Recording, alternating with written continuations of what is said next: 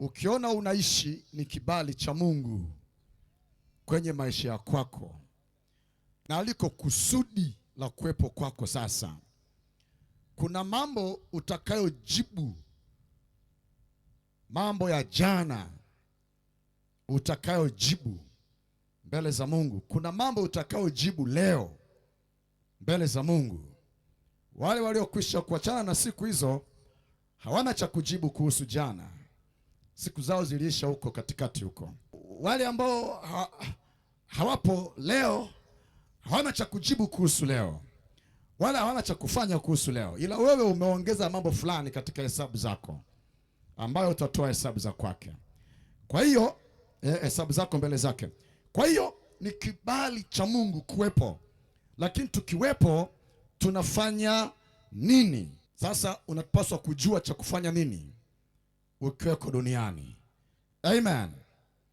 Bwana wabariki wote ambao sauti nafika kwao. Ni neema ya Mungu pia masikio yako kusikia kitu. Ni neema ya Mungu wewe kupata kusikia, kwa masikio yako nafunguka yanasikia. Na mambo yote kwa mwanadamu, masuala ya kiroho huanzia katika kusikia kwako.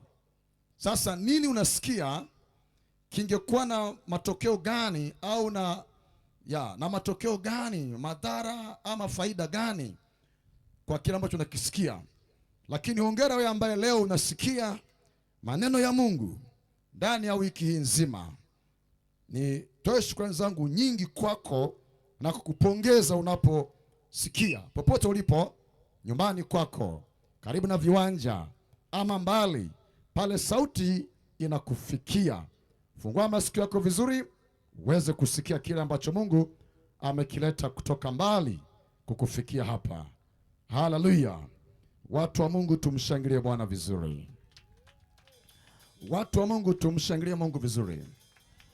Najua tunapomshangilia Mungu hatumshangilii kama washabiki fulani au kama watu tu wanafuata mkumbo. Hapana, tunajua huyu Mungu anastahili na tunajua nini amefanya kwenye maisha kwetu, kwa sababu hata tukimwimbia Mungu bao tumeelekezwa tumwimbie Mungu kwa kadiri ya wema wake, kwa kadiri ya uzuri wake, kwa kadiri ya matendo yake. Yani kuna makadirio tuyakadirie ya Mungu kwetu. Napoangalia uumbaji tunaweza tukamtukuza Mungu kwa kadiri ya maajabu ya uumbaji wake. Sifa yako ifikie kwa kadiri ya jambo fulani Mungu amelifanya.